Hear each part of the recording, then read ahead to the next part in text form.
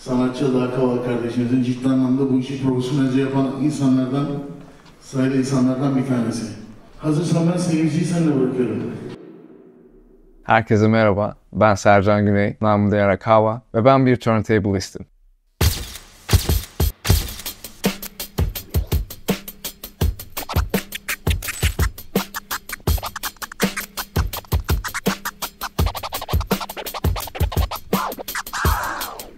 İsmim Basri Fırat Bayraktar, lakabım Kamufle. 20 yıldır rap yapıyorum. Nefesim yettiğince de yapmaya devam edeceğim. Beni yenemediler, yere seremedi dünya. Bu kaldırımın dili olsa konuşsa neler söyler. 13-14 yaşlarındayken televizyonda hip hop performansı izledim. Ve o konserin görüntülerini televizyondan izlerken herkes o öndeki rapçiler gibi olmak ister. Fakat ben o arkada pick-up'larıyla o rapçilere müzikleri çalan, işte vokalleriyle onlara destek olan arkadaki o DJ'leri görünce dedim ki evet işte oradaki adam olmak istiyorum.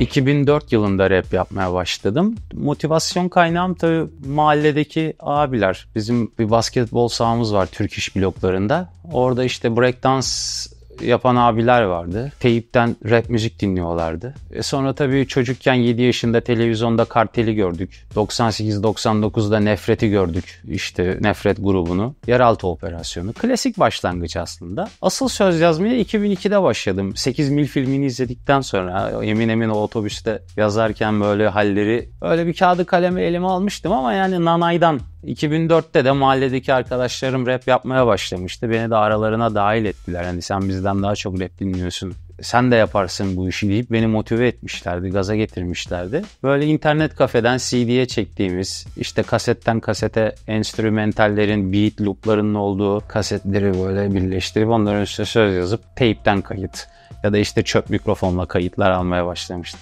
Hikaye bizim jenerasyonda hep aynıdır ama o hikaye. Size bugün beat yapacağım.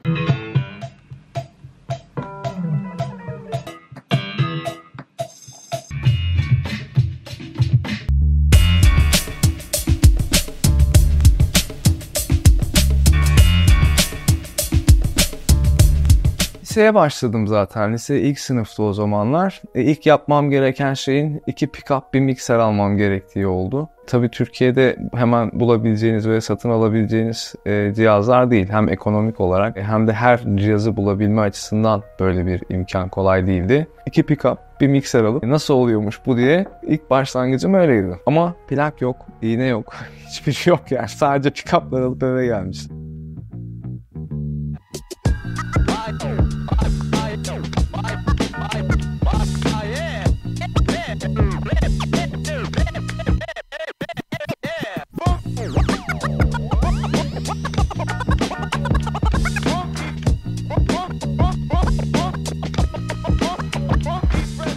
Tekrar denemem gerekiyordu. Uzun bir süre evimde, odamda tek başıma ve arkadaşlarıma bir şeyler çalmaya, bir şeyler yapmaya çalışarak geçirdim. Daha belki bir sene kadar da sürmüş olabilir. Bir sene sadece yatak odasında kurulu bir köşede her gün hemen hemen pratik yaptığım bir süreç başladı.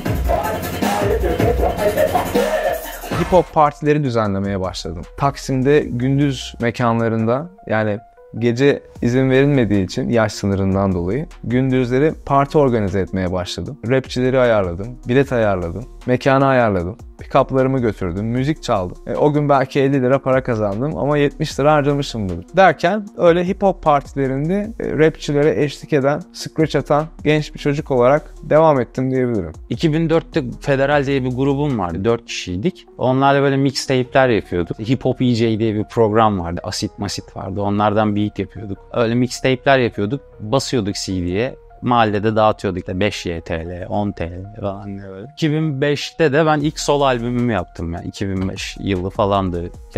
Ben dedim kendi başıma rap yapacağım. Çünkü diğer çocuklar üniversite sınavı falan, anneleri izin vermiyor, babaları izin vermiyor. Beni bir bokun içine attılar, beni gittiler, sonra ben tek başıma yapmaya devam ettim. Sonuç bu işte. Şu an buradayım.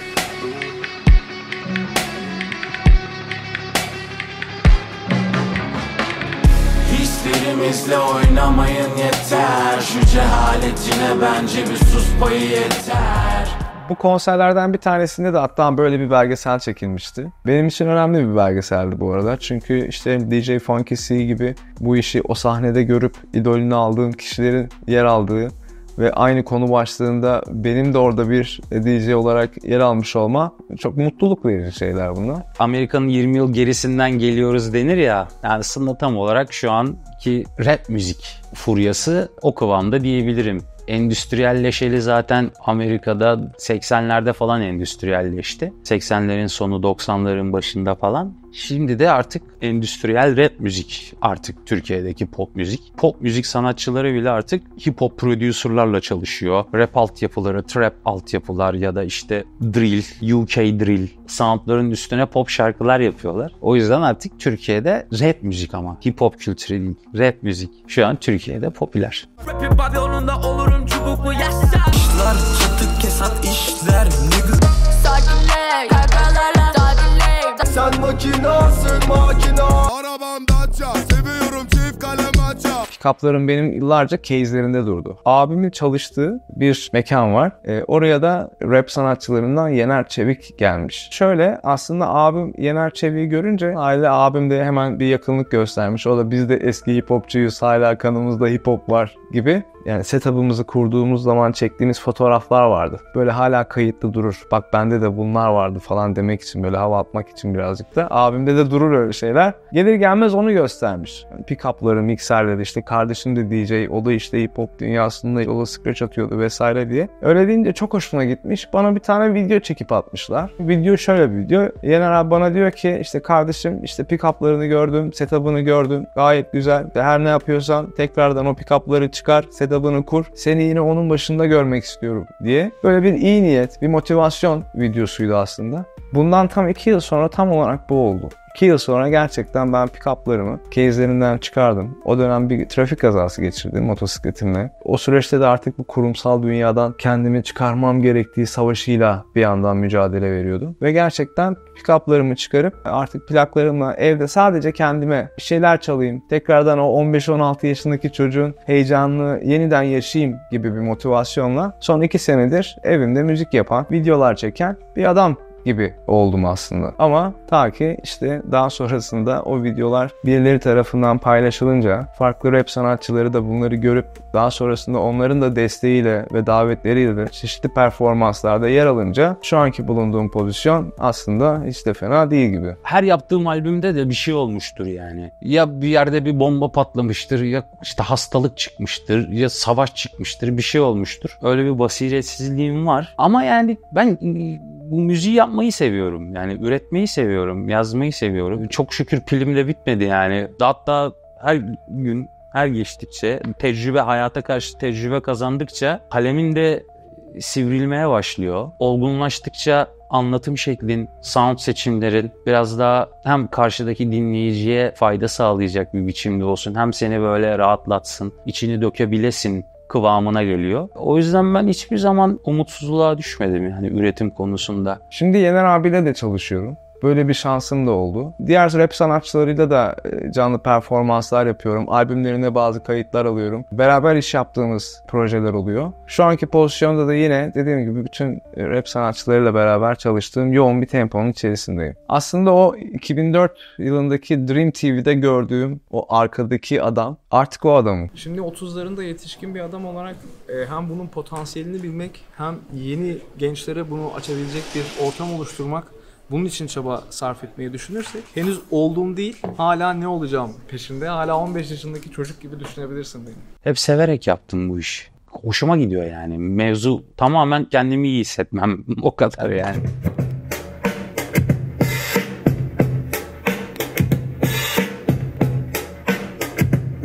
Yazacağın bir şeyin olmalı. Ne yazacağını bilmen lazım. Ne hikaye anlatacağını bilmen lazım. O yüzden de aslında sosyalleşmen lazım. Hayatın içerisinde olman lazım. Analiz etmen, gözlemlemen lazım, konuşman lazım, dinlemen lazım.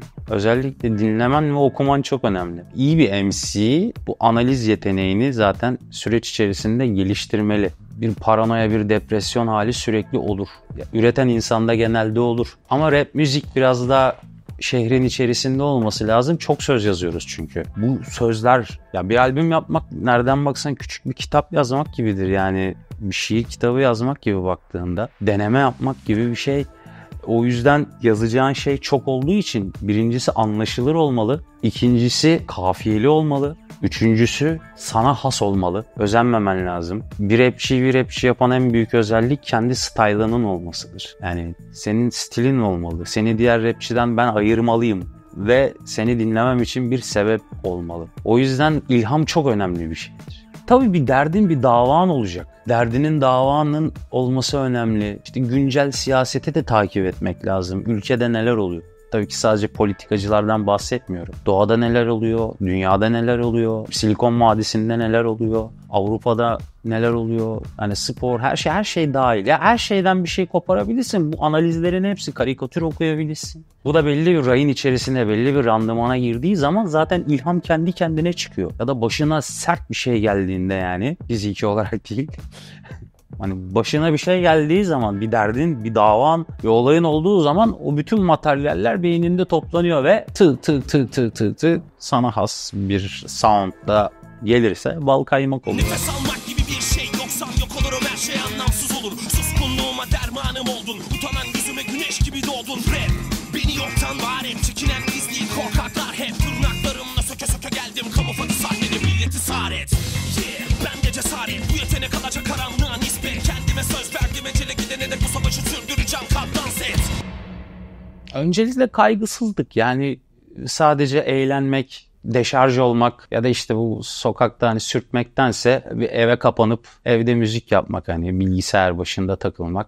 Tabii sokakta da takılıyorduk işte. Liseyi Kadıköy'de okudum, Haydarpaşa Endüstri Meslek Lisesi'nde. Mobilya dekorasyon okudum. Hem marangozluk yapıyordum hem rap yapıyordum yani. Hem basketbol oynuyordum, antrenmanlara gidiyordum. Şimdiki çocuklar şey yapıyor. Ya abi çalışıyorum, dersler, işte işe gidiyorum. Rap yapma, iş yapmaya fırsat olmuyor da fırsat olur. Yani fırsatı, senin niyetin önemli. O şekilde hani sokaktaki şeylerden kurtuluyorduk yani, pisliklerden. Motivasyon kaynağım hoparlörlerden kendi sesimi duymak çok hoşuma gitmişti. Bu benim sesim mi ya deyip kendimle tekrar tanışmıştım. O beni aşırı motive etmişti. Bir de çok utangaç bir çocuktum. Aslında mahlasım, yani lakabım o yüzden kamufle. Birazcık işime gelmeyen şeyden kaçarım falan. Böyle çok utangaçtım. Çok açamazdım kendimi. Ama kağıda kaleme abanınca mikrofonun başında böyle kafiyeler, hikayeler, işte bağırmalar, çağırmalar beni böyle çok motive etti. Deşarj etmeye başladı. Bir daha da kopamadım yani. Rahatlattı beni.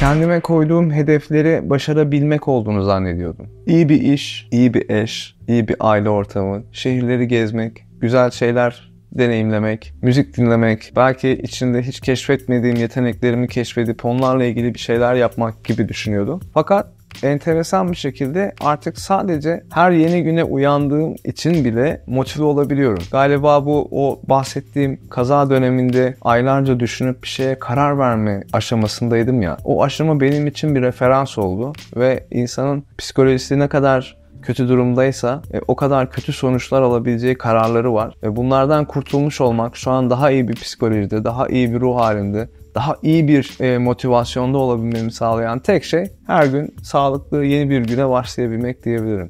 Ben kendim bireysel olarak sevdiğim soundlar daha 2000'ler başı, 90'lar ekolü, biraz daha hikaye anlatımı, storytelling dediğimiz rap tarzına daha meyilli olduğum için, onu daha çok sevdiğim için hikaye anlatamayan rapçiyi çok sevemiyorum, dinleyemiyorum. Seveni de vardır ama benim çok hoşuma gitmiyor. Sıkımlık canlarınız ele geliyor. Nur Cemal'in hatalarını ele veriyor. Enayi pazarında hususi numunesin, bu kainatta sen gibiler göte geliyor. Aslında kültüre katkı bitti. Artık kalmadı. Hip hop kültürü tabii ki devam ediyor. Hip hop hep bir alt kültürdür. Punk gibi düşün bunu, ya da caz mesela. Caz müzik bir alt kültürdür. Tabii ki çok global bir şeydir çok, ama dinleyicisi çok niştir yani, böyle caz müziğin, punk'ın, hip hop'un, MC'liğin, hani rapçilik farklıdır, MC'lik farklıdır derim hep.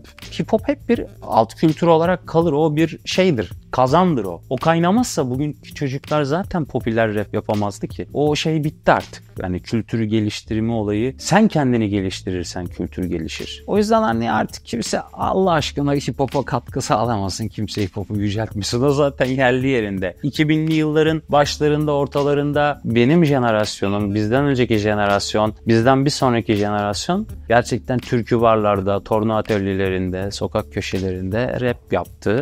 Evet, bu birazcık dinozorluk olabilir ama bunlar oldu, yaşandı. O rap partileri, işte hiç bedelsiz, düşüncesiz, kaygısızca, para kazanma kaygısı olmadan gidilen şehirler, otostoplar, sinyaller. Bunlar aslında kişiyi geliştirir ama bir topluluk, bir klan halinde hepimizi geliştirir. Bir gençliği yaratır, bir furyayı yaratır. Bu furyanın sonucu da bugünkü rap müzik zaten. Hepsi de pırlanta gibi çocuklar. Müzikleri eleştirilir ama hepsi valla çok güzel konserler veriliyor, çok güzel para kazanıyorlar, işleri güçleri yerinde, ki bence aileleri de mutludur yani. Umarım anlatabilmişimdir.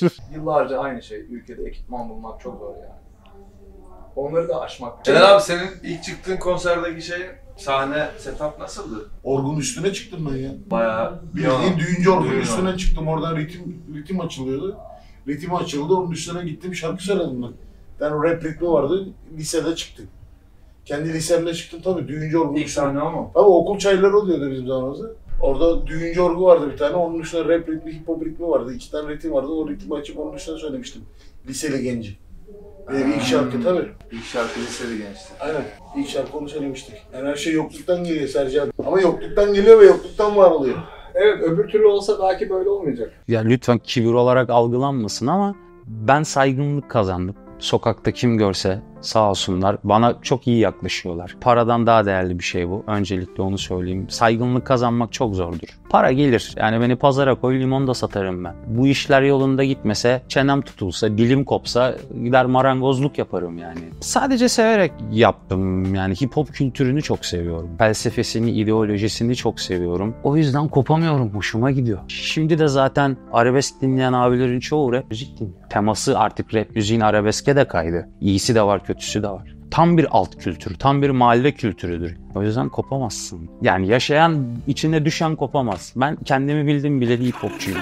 Yetenek eklenen beyin, geride bakın havalı develere rap dersi elime kalır. Anonim ilahı ne parodi bu, bir adım atmaktan yoksun, kitleye bir dil atın. Rahatlar zihnin, kafanda bilgi, tek bel altı çalışır anahtar ilgi. Salak bu piç kim, bana karışıyor kinci, yapma beni dinin bozuk biraz silkin. Onca çaba boşlar adam, bol kafaların zihni dar ve tonla salak var. Onlara pay yok, çok şatafat lan bu müzik bana hak, sen zorlama lan.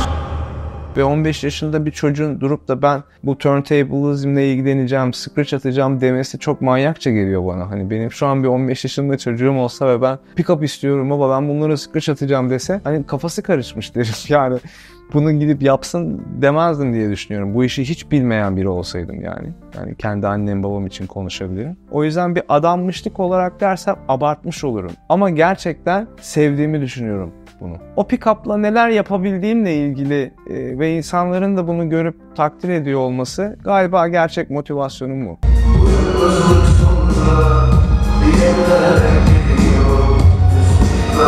Karagümrük, Kumkapı, Kuştepe, hep oralarda büyüdüm. İşte roman mahalleleri, işte o gecekondular, varoşları birazcık bilirim. Ne kadar çok içinde çok vakit geçirmesem de. Ekonomik problemler ben kendimi bildim bileli vardı yani. İlkokulda da vardı, Ortaokulda da, lisede de, üniversitede de vardı. Hala var, şimdi daha da kötü. Neyin pahalı, neyin ucuz olduğunu artık anlamıyoruz. Müziğe tabii ki yansıyor. Çoğunun müziğine çok yansımıyor. Tam tersine hani bayağı herkesin artık şaşalı, paralı, pullu hayatları var. Allah daha çok versin maşallah. Ama beni etkiliyor. Ben de kalemime yansır yani o şeyim. Orta şekerim ben. Ne azım var ne çokum var. Hani bana kadar var. Karnımız doyuyor, faturamız ödeniyor. 2 duble bir şey içebiliyoruz. Bir yerden bir yere gidebiliyorsak benim için tamamdır, okeydir. Bir de insanın ne kadar para istediği de önemli. Ne istediğini bile bilse insanlar.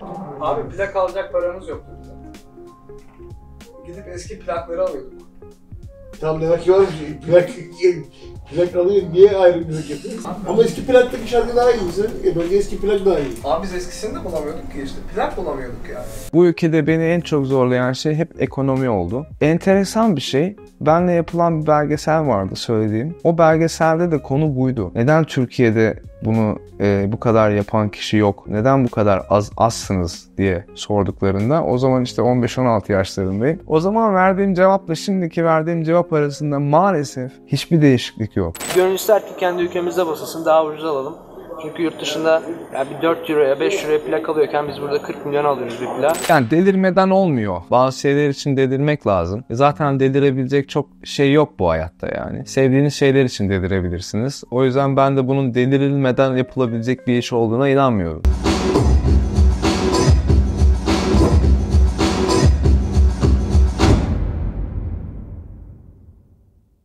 Öncelikle çevrene bir bakman lazım. Evinin içine bakman lazım. Ailene, kardeşlerine bir bak. Sonra duvarlarına bak, evinin içine bir bak. Baktıktan sonra bir aynada kendine bak. Neyi başarmak istediğini, hangi yolda ilerlemek istediğini yavaş yavaş, düzgün bir şekilde analiz etmeye başla. Ve o yolda ilerle. Sakince ilerle. Her iş, her adım, her basamak seni geliştiriyor. Uzun sürer, çabuk sürer. Çabuk sürmesi tavsiyem değil. Çünkü insanlar, artık gençler bir anda bir şey olmak istiyor. Bir anda bir şey olunmaz genç kardeşim. Bir, kesilmen lazım, biçilmen lazım, yontulman lazım, zımparalanman lazım. Sonra cila. Oduna cilayı vurursan parlamaz. Yine hatta budakları daha sert olur. Kıymık girer götüne başına. O yüzden birazcık sakin olup eğilip bükülüp pürüzsüzleşmen için tecrübe yaşaman lazım. En önemlisi hedefini belirlemen lazım. Kendine hedef belirle. O hedef doğrultusunda emin adımlarla ilerlersen ve doğru bir çevreye sahip olursan, çevreni seçmek de önemli. Hepimiz zor mahallelerden, zor koşullardan geliyoruz. Herkesin bir zorluğu vardır. Hedefini belirlemek çok önemli. Yoksa yaprak gibi savrulursun, sağa sola çarparsın, poşet olursun yani. Büyük yırtılırsın. Ne yaşadığınızı bilmiyorum ama kolay ya da zor şeyler yaşıyor olsanız bile vazgeçmek istediğiniz veya vazgeçmek istemediğiniz şeyler oluyor ya. Bunlara karar verirken hiç kimseye ihtiyacınızın olmadığını bilin. Yani bu kararı sadece siz veriyorsunuz. Bir başkasının bunu vermesini beklemeyin. Kimse gelip sizi oradan alıp da bir yere koymayacak. Kimse gelip de sizin için evet aferin bunu çok iyi yapıyorsun, al o zaman bunu sana demeyecek. Ne yaptığınızı siz biliyorsunuz. Ne kadar iyi olduğunuzu siz biliyorsunuz. Şu an daha teknolojik bir öneri vermem gerekirse, yaptığınız şeyi sadece kendinize saklamayın. Fikrinizi kendinize saklamayın. Eyleme dönüşmemiş hiçbir fikrin bir anlamı yok. Her ne yapıyorsanız bunu yapın, çekin, internete koyun, paylaşın. Başka insanlar sizden ilham alsınlar veya siz birilerinden ilham alın. O yüzden mutlaka bu işin içinde olduğunuzu hissedecek her adımı atın. Bunu söyleyebilirim. Aslında turntable'ın da bir enstrüman olduğunu aslında anlatmak lazım yani turntable. Evet. Yani o şu anlatılan scratch'lerin kullanılan aletlerinde bir enstrüman olduğunu aslında anlatmak, bildirmek lazım. Hani o sadece play ve pause, hani şarkıya başla ve şarkıyı durdur değil de doğru. Ciddi bir enstrüman olduğunu aslında anlatmak gerekiyor. Herkes ailesinin değerini bilsin. Öncelikle onu söylemek istiyorum. Herkes kendi değerini bilsin. Kendisine kıymet versin. Bir birey olarak topluma faydalı insan olalım hepimiz. Artık şu çekememezliklerden, kavga etmelerden, insanlara hasetli, doyumsuz ve kibirli davranmaktan vazgeçelim. Birazcık daha haddimizi bilerek, çizgimizi bilerek efendi, tertipli, düzgün, kibar bir şekilde hayatımızı idame ettirirsek çok güzel olur. Herkes kendi işine baksın ve çevresine faydalı bir birey olmaya çalışsın. Mücadele etmeden olmuyor ki. Yaşadığın ülke zaten senin mücadele etmek zorunda olan bir ülke. her şeyi bıraktın. Sanatı bir kenara koysan bile yarın yapacağın kahvaltı için ne yapman gerektiğiyle ilgili bile bir mücadelen var. O yüzden mücadeleyi asla zaten bırakmamalısın. Bırakamazsın. Arada dinlenebilirsin. Onunla ilgili bir sıkıntı yok. Kimisi belki bununla ilgili kızacaktır. Disiplinde asla durmak olmaz vesaire olmaz. Olur. Olur abi. Birazcık nefes almanızda da fayda var. Ama asla bırakmak yok. Her ne yapıyorsan yapmaya devam et. Teşekkür ederim. Bol bol rap dinlesinler, albüm dinlesinler, plak alsınlar, kitap okusunlar, spor yapsınlar. Herkes spor yapsın. Ne bileyim, herkes Beşiktaş'ta olsun. Tribünlerde olsun. İşin şakası bu. Herkese sevgiler, saygılar diliyorum. Teşekkür ederim. Sağ olun.